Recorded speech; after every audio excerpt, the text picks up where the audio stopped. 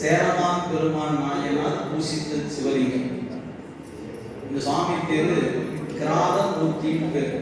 9ஆம் நூற்றாண்டுல இந்த பகுதியில் மட்டும் 108 சிவாலயங்கள் இருந்ததாக ஒரு கல்வெட்டு செய்தி குறிப்பிடுகிறது.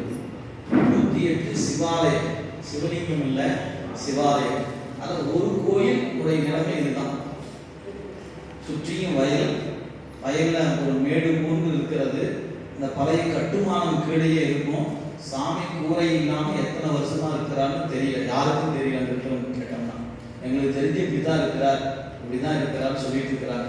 இந்த கல்வெட்டு செய்தி இருப்பது வேறொரு கோயில். அந்த கோயில் அந்த செய்தி இருந்ததை அறிந்து அங்க இருக்கக்கூடிய மோக்ஷா ட்ரஸ்ட் என்று சொல்லக்கூடிய ஒரு அமைப்பும் அவரோடு கலந்து அரண்மனை அறக்கட்டளையும் இணைந்து இப்ப அந்த கல்வெட்டு செய்தியை மெய்ப்பிக்கும் வண்ணமாக இந்த இடத்துல பக்கத்தில் இருக்கிற நிலங்கள் ஒரு 2 ஏக்கர் நிலம் வாங்கியிருக்கிறோம். அந்த 2 ஏக்கர் நிலம் வாங்கியதுல இந்த கோயிலும் இதனை சுற்றி 108 சிவலிங்கங்களை ஒரே இடத்துல வைக்கக்கூடிய வண்ணமாக கட்டுமான பணிகளை தொடங்கி இருக்கிறோம். ஏன்னா நமக்கு வருகிற ஜூன் மாதம் இவருக்குரிய கோயில் அமைந்துவிடும். அடுத்த மே மாதத்துல 108 சிவலிங்கங்களும் அமைக்கக்கூடிய பணிகள் நடைபெற இருக்கின்றன.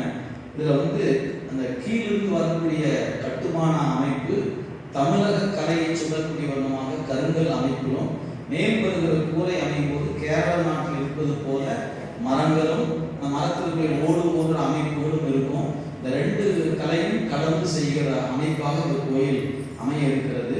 இந்த கருவறைக்கான இந்த சுவாமிக்குரிய கோயில் மட்டும் ஏறத்தாழ 1.5 கோடி ரூபாய் வருகிறது. கல் வேலையும் மர வேலையும் கூலி எல்லாம் சேர்த்து அந்த பணிகள் இப்பொழுது தொடங்கப்பட்டிருக்கின்றன. கல்லுக்குரிய பணிகள் தமிழகத்தில் நடைபெற்று கொண்டிருக்கிறது. மரத்தை எடுத்து அறுத்து அது ஒரு 2 மாதம் எண்ணெய் போட்டு அதை சீசன் பண்ணி வைக்குவாங்க, பக்குவப்படுத்தணும். அந்த எண்ணெயில ஊற வச்சு பக்குவப்படுத்தி பிறகுதான் மர வேலை செய்யும். அதற்கான வேலைகள் தொடங்கப்பட்டிருக்கின்றன என்பதை அன்போடு தெரிவித்துக் கொள்கிறோம். இப்ப நாம சிவஞான போத